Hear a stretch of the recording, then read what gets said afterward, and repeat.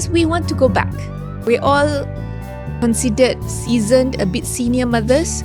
We want to go back to see what we would tell ourselves as young mothers, or before we became mothers, if we had a telescope, if we had a magic ball and we could see the future and we knew we were going on this neurodiversity journey.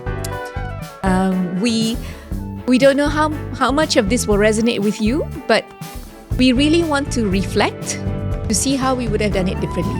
Kalau nak dikatakan apa nak bagi tahu pada my younger self, yang akan menjadi ibu kepada 2 orang anak autistik, I would say focus on being a mother than fixing them.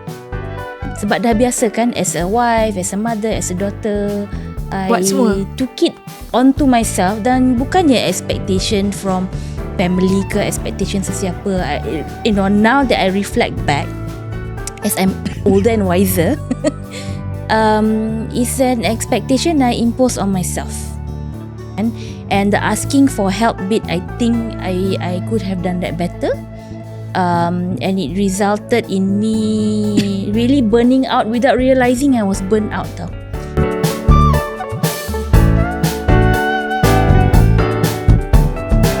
Hello, selamat sejahtera dan selamat datang ke Kita Family Podcast. Hari ini kami merakamkan episod ke-58 Kita Family Podcast.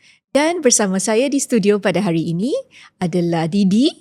Hai, Didi in KL. Ya, Didi balik raya di KL dan selamat kembali Didi dan Desiree. Hai. Okay, hari ini sebelum kami memulakan perbincangan, saya akan mempelawa Didi untuk perkenalkan family. Lain sikit hari ni. Kita Family Podcast. Di sini kami membincangkan perihal yang berkaitan dengan makna serta kepentingan hidup bermasyarakat, menghargai keunikan serta kepelbagaian sesama kita dan meraihkan masyarakat yang berbilang agama, kaum, kepercayaan, rupa dan juga keupayaan. Kita menghargai hidup secara inklusif yang mengambil kira keperluan segenap lapisan masyarakat, terutama bagi mereka yang kurang atau berkelainan upaya. How did I do? Did really well. Thank you, Didi. Well done. Well done. Ini adalah Kita Family Podcast episod ke-58 yang akan membincangkan ChitChat mak-mak Neurodivergent. Dan dalam ChitChat pada hari ini, we're going to discuss a little bit different because it's Autism Awareness Month. Dalam bulan April ini, kita nak berbincang berkenaan autism awareness ni. Macam kita selalu berbincang, tetapi kita nak berbincang secara lain sikit kan? Because we want to go back. We're all considered seasoned, a bit senior mothers. We want to go back to see what we would tell ourselves as young mothers, or before we became mothers, if we had a telescope, if we had a magic ball and we could see the future and we knew we were going on this neurodiversity journey. We don't know how much of this will resonate with you, but we really want to reflect to see how we would have done it differently. Adakah kita akan mengalami dan menjalani apa-apa secara lebih inklusif ke, kurang inklusif ke? Would we have done it any differently? So to start off, I'm going to go to Didi. Didi, if you reflect on your journey as autism mom, not once but twice over. Yeah. What would you tell your younger self first? Kalau looking back kan, so first I want to macam disclaimer lah, whatever we are saying here based on what we have experienced, and then kita look back balik macam okay, mungkin kita rasa macam kalau kita buat macam ni differently, mungkin outcome dia berbeza, and then of course resources kita pun berbeza, kemampuan kita, kita punya personality, kita punya temperament. Dulu mungkin masa muda lebih cepat marah, sekarang dah lebih tenang. Jadi kalau nak dikatakan apa nak bagi tahu pada my younger self yang akan menjadi ibu kepada 2 orang anak autistik, I would say focus on being a mother than fixing them. Be a mother first, enjoy your children. Sebab masa anak saya dah diagnose tu, we were in a fixing mode tau. Nak sangat, memang kita faham orang keep saying that autism tak ada cure dan anak tu akan, kalau dah dapat diagnosis tu akan sentiasa autistik lah. Tidaklah akan menjadi normal. Tapi kita masa tu on the fighting mode kan. Hantar terapi, 1 minggu ada 7 hari. Saya hantar 6 hari seminggu. Excuse me. So macam what kind of life kan? And therapy kita bukan bercakap 1 jam. I hantar 2-3 jam sehari. Lepas tu pagi dah EIP. EIP tu sendiri dah ada therapy punya elemen kan. Memang untuk special needs. Lepas tu hantar lagi pergi therapy. Lepas tu hantar lagi pergi swimming. Rasa macam life masa tu all about autism. Sampai kan bila macam weekend kan, bila pergi jumpa dengan adik-beradik just for outing, mesti tanya, oh baru balik daripada hantar anak pergi terapi Memang that was expected of us. We were like macam sentiasa dari terapi anak. So bila fikir balik macam sebenarnya childhood kan, you autistic ke, you normal ke, you should enjoy childhood lah. Childhood should fill with lots of laughter, lots of what you like kan, enjoyment. And then kita sebagai mak ni, kita perlu enjoy momen-momen tu dengan anak kita. Sampai kan masa dulu rasa macam bila anak dalam terapi, bila dua-dua anak dah diagnose, kita pun cari tempat terapi yang boleh hantar kedua-duanya lah. Bila hantar kedua-dua rasa lega, okay lah anak dalam terapi, then I can have my time with my husband. Tapi sebenarnya the moment yang you ada, the time spent dengan anak-anak you, yang itu yang sebenarnya menjadikan mereka lebih baik kan. Because life is like that tau. Life is not just about therapy. And then macam kita kan, bila kita mengharapkan, sentiasa dalam keadaan mengharapkan anak kita lebih baik, anak kita tidak se-autistik waktu ketika itu. Macam yelah ada dia punya behaviour ke apa kan, macam sebenarnya kita macam bukan denial. Memang kita sebenarnya positif. Kita nak anak kita ada kemajuan. Tapi when it is too much, kan, you put too much effort yang sampai menidakkan zaman kanak-kanak dia. And then my kids pun memanglah kita nampak macam dia ada energy, dia cukup, dia sanggup je. Selagi kita hantar tu, mereka okay, tak nampak penat apa. Tapi if we ask them now, they would say it was really too much. So acceptance sebenarnya, ialah kita bercakap, oh bila kita dapat diagnosis semua, kita perlu mencapai tahap acceptance secepat yang mungkin. Tapi acceptance tu sepatutnya termasuk dengan memahami fitrah anak-anak tu. Kita sebagai ibu bapa bukan hanya menghantar untuk pendidikan, untuk terapi. It's not that. It's not just that. Tapi agaknya masa dulu sebab kita pun macam tak ada skill kan. Jadi kita nak communicate pun kita tetap pandai. Macam kurang pengetahuan. Mengenai autism. Tiada confidence. Tak ada confidence, yes. Memang tiada confidence. So would you tell your younger self that, come on Didi, have some faith in yourself, have some confidence? Yes, have some faith, and then please learn more from parents with older children, autistic children, dan juga perlu banyakkan lagi bacaan sebab memang negara kita ni banyak teknologi tu sampai yang all the new knowledge daripada US ke UK ke sampai, tapi the implementation yang dijalankan by the therapist apa semua tu a bit lambat lah sikit kan. So if only like I study a bit more, I said a bit more that it's not just 40 hours of therapy a week. Even my life should be therapeutic for the kids. Correct. Kan?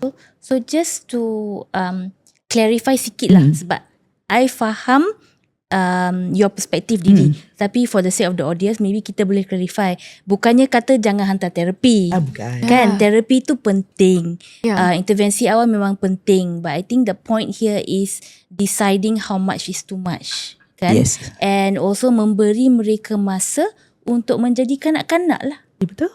Time for unstructured play. Walaupun it's solitary play ke, parallel play ke, dengan siapa ke, it's to give them that time to be kids. And then also one thing that we have learned kan, now, dulu kan macam, if they are not playing the way that a toy should be played, we should teach them the right way. But now with better understanding, we know that there's no right way to play a thing. If they want to play it that way, we should even embrace it. And then, of course, we can introduce the right way of playing, but we should not all the time kan fixing. So if they want to stack up the cars in a particular way, we should allow it. If they want to make a puzzle in a different way, we should allow it. And if they just want to sit down there and look and do messy play, that should be allowed too. Because last time it didn't make sense to us. But now that we have heard from our own children, from the adult as well, they have given autistic us adults, yes. a lot of insights, right? Okay, Not just allow, but we should join them in Yep. how they play. Kan? And this is how you connect and bond with your child. So if they want to spend 3 hours in the pool on a Saturday, that should be allowed. Boundaries. They be a prune. There's something called boundaries. Yeah, they'll be a prune. So if you allow them to be kids, yes, you allow them to go in the swimming pool, but again, you limit it to an hour. Yeah, but that's the thing. You thought that, because they like it so much, they're going to spend endless time doing it. But when we allow them to do it, they didn't really spend more than an hour. They had a limit of themselves. But it was us being so anxious to give them the choice of what they want to do. We were so macam, alah nanti pergi padang penat lah apa semua kan. But it was hard, especially kalau bawa pergi playground, because I have two autistic kids yang pergi tak kembali. So I have to guard, I have to make sure that my husband pun ada apa semua. So hyper vigilant kan, so penat apa semua. But thinking back, when we allowed them to go, they would have at least 2 days of good days because they had regulated themselves. Okay. So Desiree, what would you tell? And but before I say that, can I just say, Didi, you've done really well. I mean, I have had the pleasure of getting to know both Emmy and Ofia on different levels, and even visiting them in Sabah. And I can say they are brought up with the right values. Yes, very structured, but now they're learning to rebel, aren't they? Yeah. Now that we have to present our plan to them, Yes. get the approval, then Yes. only we can do things.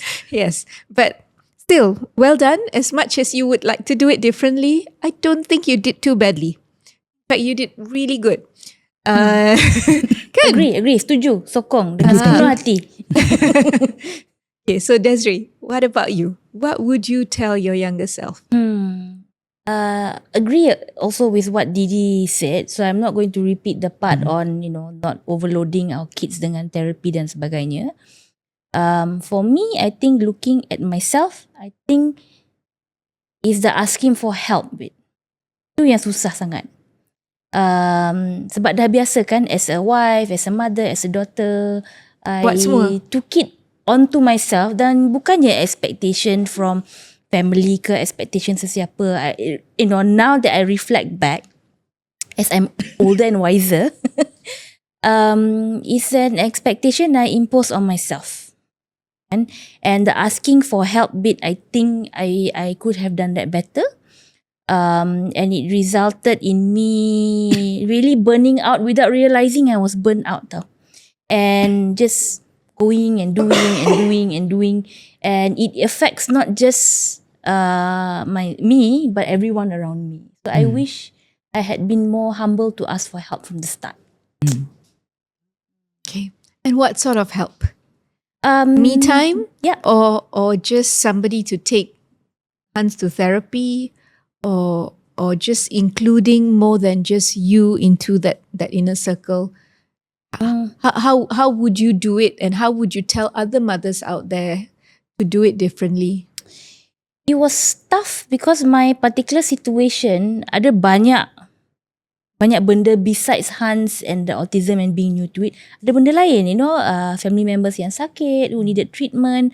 So even asking for help was a bit challenging, kan? So, and I became a little bit averse to asking for help. But there were times that the people who were closest to me had let me down.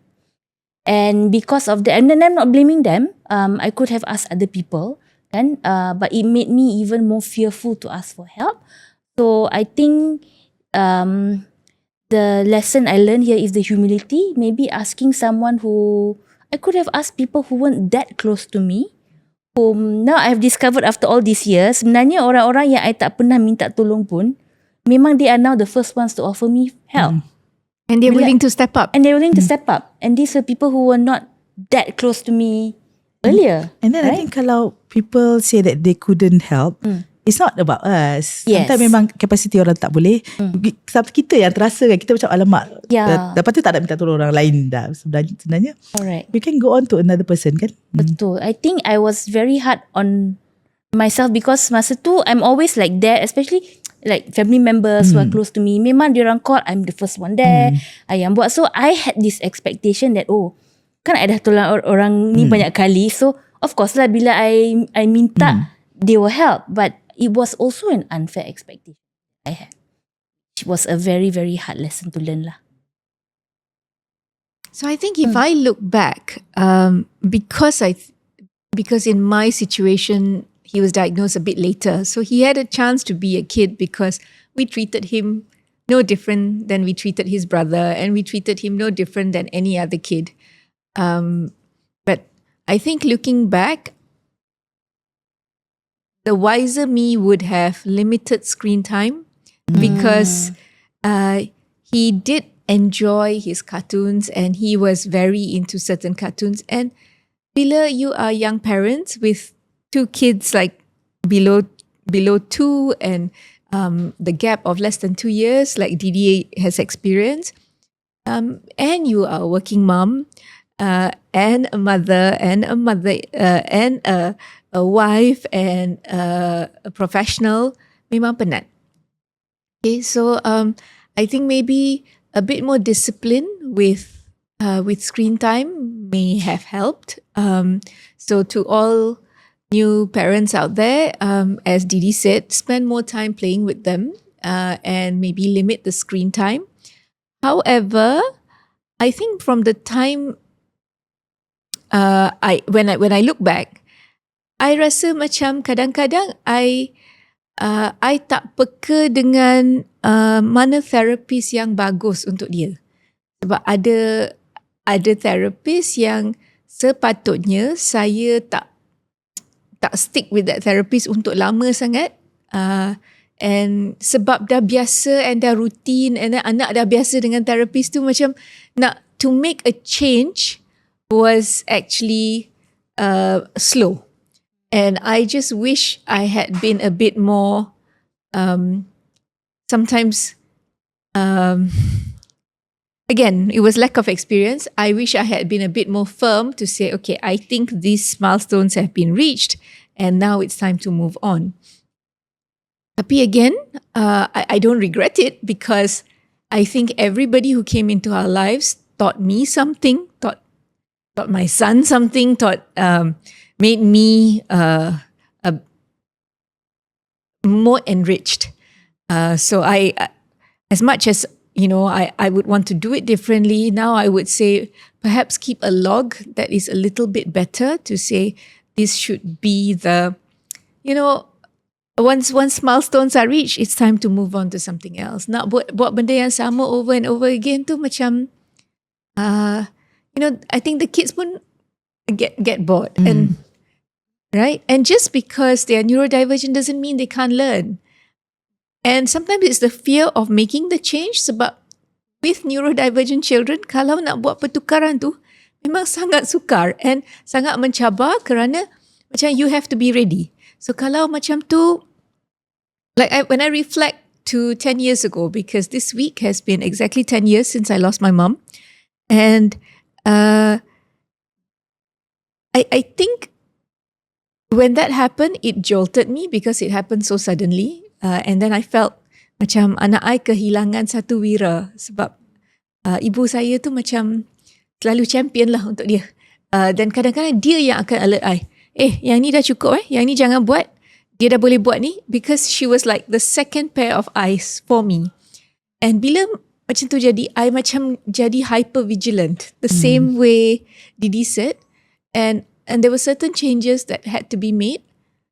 Tapi kalau I look back, as much as the grief caused a lot of pain, but because I was forced to deal with that loss and that loss so quickly, it gave me the courage to make bigger changes. And a lot of changes were made right after that. And I remember after one change, and we had gone for a test therapy. And you know when you're switching therapists and they have to go through an assessment, gosh, I think malam sebelum tu macam I kurang tidur. Lepas tu nak pergi ke sana pun berzikir lah. I think there's nothing more that I could do. Nak bawa kereta pun, walaupun music dia on because I nak bagi dia comfortable, I rasa macam I needed calming myself. Sampai bila keluar daripada assessment tu and dia berjaya untuk dapat masuk to the next program tu, I rasa macam nak lompat tau. Tapi susah. So I remember telling myself that day, why is it so difficult to celebrate? It almost felt like, because there was the next milestone to reach. So perhaps there should have been a bit more celebration of milestones reached. There should have been a bit more acknowledgement that, hey, you still got there. But I do remember once when we came out that time, I just looked at him and I said, oh my God, Nirav, you did it. And he gave me this gorgeous smile and he went, really? I did it? Oh. And then I gave him a high five and he jumped. So I think it was at that point that I realized that actually we need to celebrate a bit more, right? And they also need to hear that they are doing okay instead of just pushing and okay, sekarang kena buat ni. Yes, routine is extremely important, but taking those breaks to celebrate wins is also as important. Not just for the kids, tapi untuk mama dengan papa juga. Kadang-kadang kita macam a bit too hard on ourselves. Yes. I think the anxiety and then the overthinking part on, kan kita selalu macam takutlah nanti what if, sedangkan because early on kan it was a very lonely journey, we don't have many friends, and then kita pun tak ramai kawan yang ada anak yang lebih kurang, so we process it alone or process with our husband yang selalunya kita lah yang tahu lebih daripada husband kita, so macam help sikit lah kan dengan husband. Tapi when we have like macam kita sekarang, the 5 of us, so whenever we have issues with our children and we we are thinking aloud kan, macam and then getting feedback kan, kita sama-sama bincang semua, it help kan. So for younger parents, or parents with younger autistic children, perhaps if you have your village, your support kan, that would be better. Sebab memang susah. And the thing about autism kan, what we knew 15 years ago and what we know now had changed so much. It's constantly evolving, right? Because we are constantly learning new things. Yes.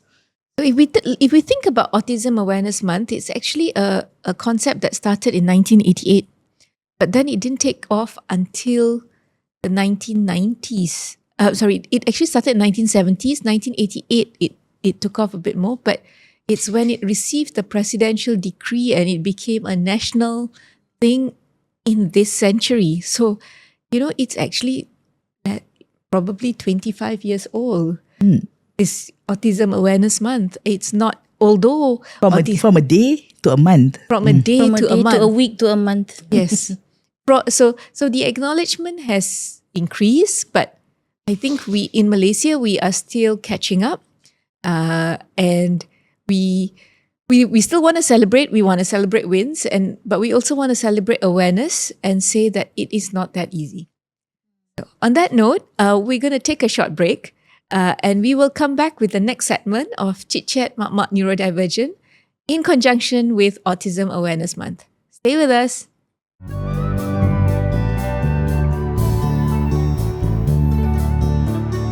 Selamat kembali ke Kita Family Podcast. Hari ni kita dalam episod ke-58 sedang menjalankan sesi chit-chat dengan mak-mak neurodivergent, anak neurodivergent.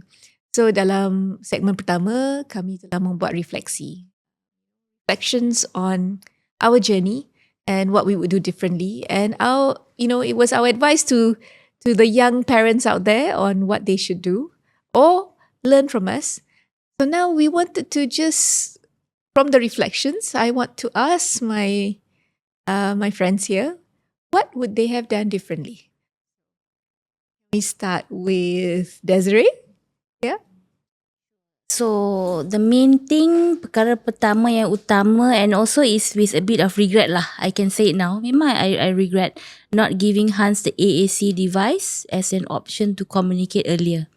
And despite me being a comms graduate who knows that speaking is not the only form of communication, in fact it's the least out of the percentage, of communication, how you communicate, that's the least important, right? I still resisted the AAC device for the longest time because I told myself for the longest time, Hans ni sebenarnya boleh bercakap tapi dia tak nak, and I really wish I had looked at it differently. And this is walaupun pergi buat masters, walaupun pergi baca macam-macam, buku, artikel, going for all sorts of training and knowing the facts, I still resisted it.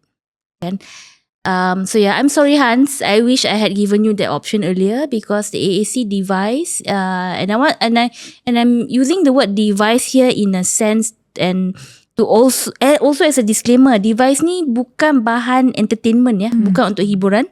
So when someone has an AAC device, augmented and alternative communication device, usually it's in the form of an iPad or a tablet, it is used to communicate. So it speaks for them.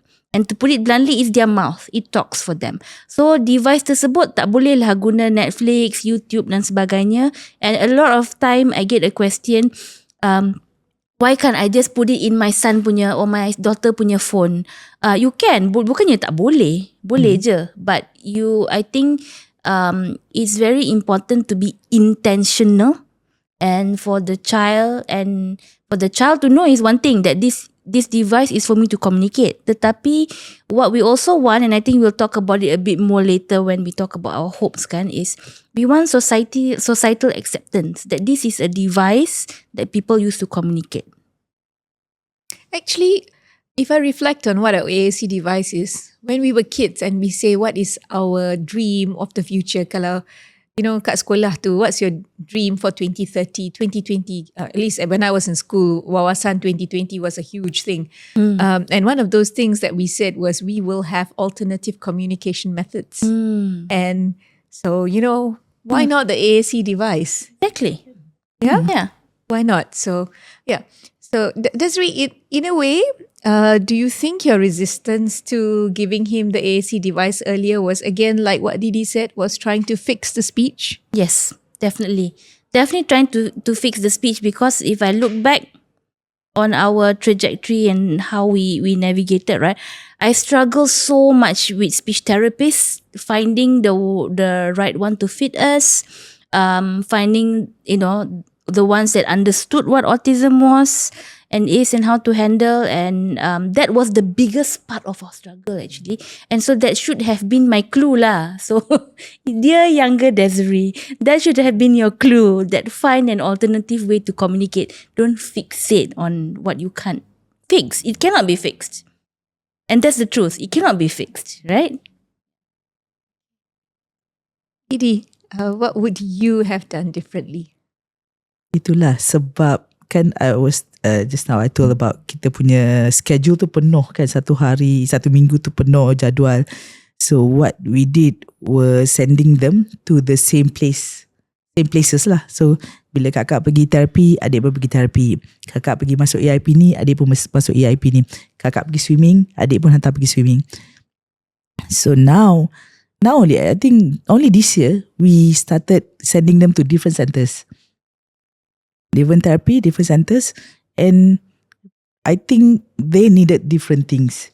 And then sebab dah penuh jadual, so memang at that time kalau I hantar different places dah tak boleh, I couldn't cope. But kalau tak padat sangat, of course we could afford lah to hantar to different places. Kakak pergi terapi ni, adik pergi yang ni. So even with the same diagnosis, they are two different person and very different. So I should have looked at them and help them differently lah. Individuals. Yeah. Because their needs are different. Their needs are different. Their growth trajectory is different. Their interests are different. Their strength, everything. So But honestly, Didi, I think I struggled with that initially too. Because I think we grew up with a set of parents, or at least I did, that because I was the eldest, they sort of made some experiments and mistakes with me. But by the time the younger two came along, they knew what they wanted to do. And okay, kalau you pergi sekolah kebangsaan, adik ikut sekali. Kalau seorang nak tukar sekolah, dua-dua tukar sekolah. Sebab that's how it was. That was what parenting was like. I think parenting in the 21st century is actually very different. So I don't blame you for wanting to do that or even doing that, because that was the only way you knew. That's the only way you were brought up. That's the only way you saw everybody doing it around you. Yep. And maybe today sebab dah ada pengetahuan yang lebih, dah tahu that if you meet one person with autism, you meet one person with autism. You do not meet the same clone. And the whole idea of parenting is not about one size fits all. And if you actually saying that today, I applaud you, because you are embracing diversity in more than one ways. After like many years, and because if we ask the girls, right? Okay, hey, you remember the therapy that you went to? One girl would say, "Oh, I hated it. I don't even want to look at the building." But the other one would said, "I had good memories. I was so happy attending it." So same therapy, same thing, but given different experience to both of them. So if only I listen. So I guess it's also if other parents ask us "Oh, my kids just got diagnosed with autism. Which center should we send our children to?" I couldn't give the answer at all, because it depends on the condition, what kind of method that you want to choose, and also your what you can afford as well, your logistic, and then whether you want it you don't mind it being far from your home, or you really want it to be so close by. So those things we can only discuss things to look for, things that you should think about, rather than giving solution or recommendation. I think that's why we've never given specific recommendation. We can't, because it's also the bonding with the therapist, bonding with the teachers, chemistry as well, right? Yeah. The environment, different people need different environment, different type of setting, right? And then even therapists, so it depends. There must be a good chemistry. And before the break, Anit talked about making that change. Making those changes are hard. It's very hard because we get attached. Then we get attached, and when our kids outgrow it, it's not only a change for them, it's a change for us. Took a while to adjust every time. But then if we remind ourselves, with each changes, of course there were a bit of struggle, but it turned out okay. We have to remind ourselves, last time we changed okay je. Or else we macam takut. But from experience actually dah ada, but we forgot. Kita ni selalu lupa. That's why now we have each other to remind each other. And hopefully we are also telling others. This reminded me of something that I read, probably not as a young mother, which then finally resonated, and which is why after a while, when people used to ask me, you have 3 kids going to 3 different schools? And I said, yes, because that's what fits them and that's what they need. And one of the things that helped me embrace diversity and embrace change, which I was obviously very resistant to making, was the book called Who Moved My Cheese by Dr. Spencer Johnson. Want to pipe in something about that, Desiree? Oh no, I've heard about the book, but I have not read it. Okay. Same here. Yet. Oh, belum? Okay. Boleh borrow from Tarish. Dia baru habis baca. So I've recommended that to my teens, and my neurodivergent doesn't get it. Doesn't get the idea of the book because it is not so literal, but the neurotypical did. And so I really appreciated that book because it's a very short book, but it tells you the different personalities you can be when embracing change. And then you will be able to identify the situation you're in, hopefully, and then make a decision as to whether you want to make a change or not. So that's just a recommendation because it helped me. And I think perhaps I should have read it a little bit earlier. Tak apa. Not too late. Not too late, yes. So if I done it differently, maybe I would have read it a bit earlier. But again, online resources sekarang dah banyak, as Didi just pointed out. In the 15 years, at least for me, I know the kind of things that was initially told are not applicable today. ABA being the gold standard is being diluted today because of the voices of autistic adults and their experiences of going through ABA and their trauma that some of them went through because it's a repetition, repeat. But that is also part of the therapy. And again, so it's about when you call it quits. And that is again a very fine line. And our last segment before we end this episode is in 2025, the Autism Awareness Month is about embracing neurodiversity and having sustainable development goals for neurodiversity. And with that global theme and embracing differences, I want to just put that feeling out, please let us know what you think should be those sustainable development goals for policy, for what you think Malaysia should be. Because a lot of us, when we started, were even questioning whether we should remain in the country. At least I was. That was one of the questions that was a big question mark on my head. And I just told myself that if I need to do it, I need to do it in tanah tumpah darahku. But yes, our hopes for the next generation of neurodivergence and what would you like to see? Cita-cita Cita-cita kan. dan inspirasi.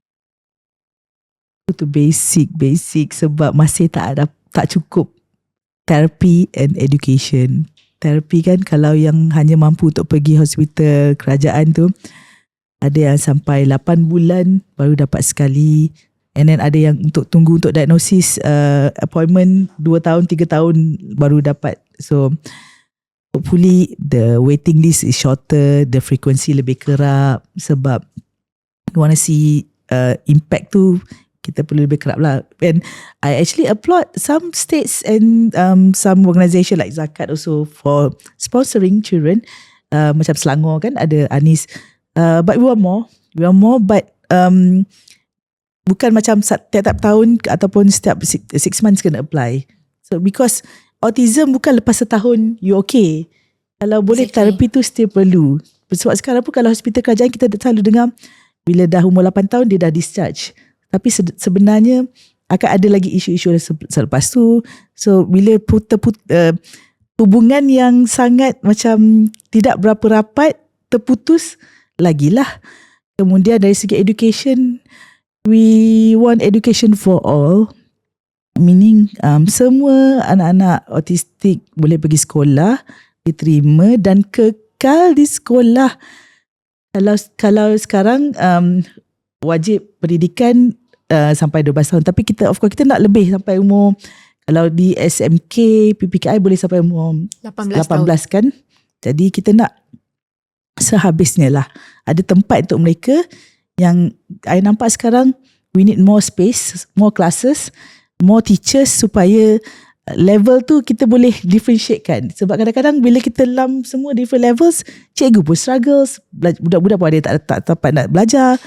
So more teachers, more classes and more schools having PPKI, sebab kalau anak-anak tipikal boleh belajar di sekolah yang terdekat dengan rumah, harapnya anak-anak neurodivergent pun kalau yang memerlukan pergi ke PPKI, dapat pergi ke PPKI yang berhampiran dengan rumah. Kan? Sebab it's a source of burden jugalah kalau and a basic need. Basic need. Kita bercakap tentang hak, kita nak education. Sebab potensial setiap pelajar, setiap anak-anak ni, kalau kita tak bagi peluang, tak adalah potensial. Kan? Tak adalah peningkatan potensial tu. Jadi education and therapy untuk semua tanpa mengira kemampuan kewangan, di mana mereka berada. Tak adalah semua dekat KL je. Di mana negeri lain, daerah mana sekalipun ada akses. Ada availability and accessibility. Kadang ada tapi tak boleh nak akses. So yeah, that's my wish. Sokong semua. Definitely agree what she said. And I'm just gonna chime in now. I think we need more of everything. And starting with data, kita tidak ada data untuk menyokong the amount of support that is needed in schools, hospitals. There's overcrowding in government hospitals, so overcrowded nowadays. Bukan saja untuk mereka-mereka yang OKU or the neurodivergent, in general, hospitals are just overcrowded. And so we need the data. I think we need policy makers and leaders to relook the how we account for our friends that are neurodivergent. If the OKU card is not the best way to get that data, let's have options. I know we have so many intelligent people in this country who have given so many options. You know, can we look at that? Ada banyak plan-plan tindakan, tolonglah ambil tindakan. Janganlah setakat jadi plan saja kan.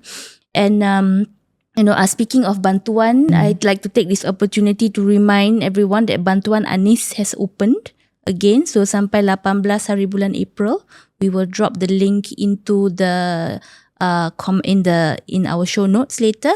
Sampai 18 hari bulan boleh apply untuk bantuan Anis, and it's not just for cost therapy and all that, also untuk peralatan. It's why I'm big fan of bantuan Anis by the Selangor state government. And on that note, things like peralatan komunikasi, let's have more awareness and acceptance, community acceptance on a valid form of communication. My hope is to someday see an inclusive meeting talking about the rights of the disabled community with all members of different disabilities and people not only signing but using devices like the AAC to communicate, just like how we are speaking. I mean, we already use WhatsApp to communicate most of the time, kan? Yep. So why not accept alternative communications where you have a device to speak? Anything to add to that, Didi? Awareness. Dia tanya dekat my daughter kan, nak cakap, okay, today is Autism Awareness Day. Do you have anything to say about it? Kata, yeah, we want acceptance. Exactly. Okay. So, in terms of awareness effort, whatever we are doing, it's about time also we are expecting acceptance. So, takkan ada you tahu saja, tapi you tak ambil tahu, you tak faham. So please take time to understand and take action lah on what you understand about autism. So I think my hopes and aspirations are this entire neurodiversity issue will be treated, like Didi said, as a rights-based issue, not a welfare base. Bukannya nak belas kesian. Kita hanya nak anak-anak kita diterima, nak anak-anak kita membesar dalam masyarakat Malaysia. They may not embrace the diversity and the values of being Malaysian the way a neurotypical does. They may not be able to sing patriotic song. Tapi ada yang boleh enjoy lagu raya dan lagu patriotic just by waving a flag. And that is also acceptance. Just by making them stand together with that group of people.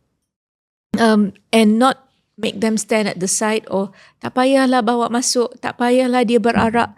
So I think one of my aspirations is when it comes to acceptance, kalau kita buat parade untuk Hari Merdeka tu, please include the neurodivergence in some way, whether it is baca ikrar ke, whether it is holding a flag for that 5 minutes that they can, or whether it is a symbol of inclusive Malaysia.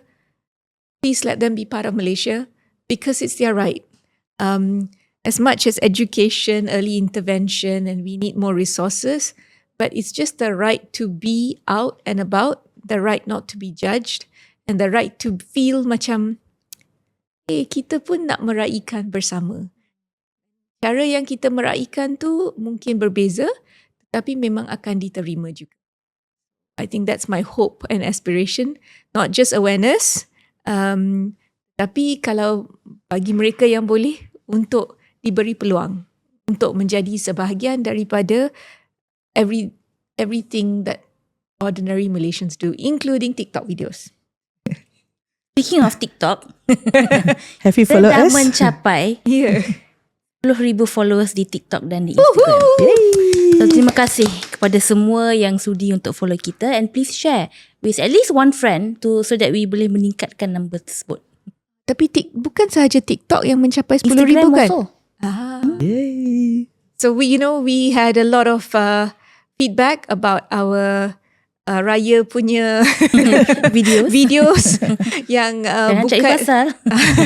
Jangan cari pasal, and our anxiety videos. We liked hearing your messages. Thank you. We liked reading them.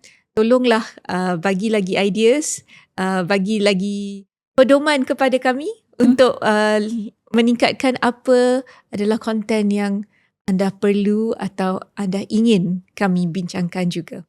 Kami selalu reply tau, bukannya tak reply, kita tak ghosting orang. Yeah. So with that, we end today's chat Mak-Mak Neurodivergent. If you haven't, please like, share and subscribe to us on Spotify, on YouTube, on Facebook, on Instagram, on TikTok. We are everywhere, but not quite everywhere. Please share these conversations with even parents of neurotypical children, because the understanding of those parents and those individuals will ensure inclusion. Again, that is one of our last dreams. Any last comments on this Autism Awareness Month? It's April again, and we're halfway through. And this time we're celebrating more than just autism. We're celebrating Syawal as well. So kita beraya bersama autisma. Yep. Absolutely. So selamat Hari Raya, everyone, if we haven't already said that.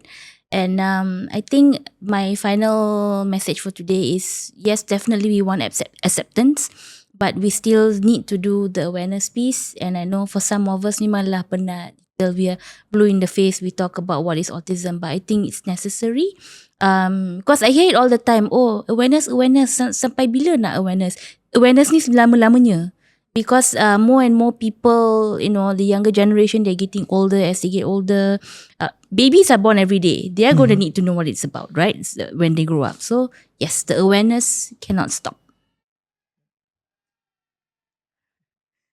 Awareness cannot stop, and jangan bulan 4 saja. So keep sharing, and selain daripada individual effort to spread the awareness, you can also just share our videos. Betul. Kan link kita punya YouTube, Spotify. Sebab kita dah ini episod 58, so dah banyak sangat tajuk kita cover. Betul. And sometimes kita dapat komen kan, kenapa, why don't we cover this certain topic, tapi kita dah cover pun. Yes. Kan? Dah cover. So the various topics, but of course we are talking about different levels of life. Ada kanak-kanak, ada teenagers. So give us feedback. Maybe ada yang kita termiss ke, yang ataupun bagi kita idea lah kan. And seronok lah tengok orang kata kita punya videos relatable kan. Yes. Relatable. So because we went through that. And kepada new parents, sometimes yang kita share tu experience kita masa anak kita masih kecil. Tak adalah macam sampai anak dah besar pun rasa macam tu. Don't be scared. So that's why macam, because it's just face value kan, and then it's also for entertainment and a bit of infotainment lah, like info and also entertainment. So don't be shy to post questions to us lah.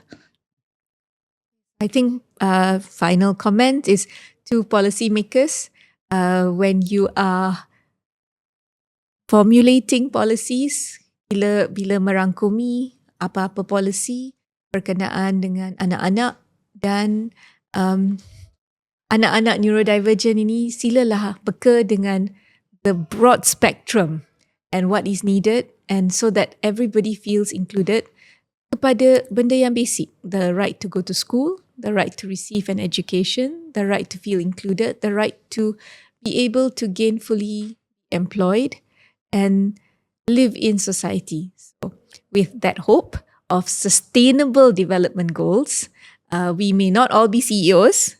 We can all do baking, sewing, benda-benda yang dulu mungkin murah tapi sekarang dah mahal.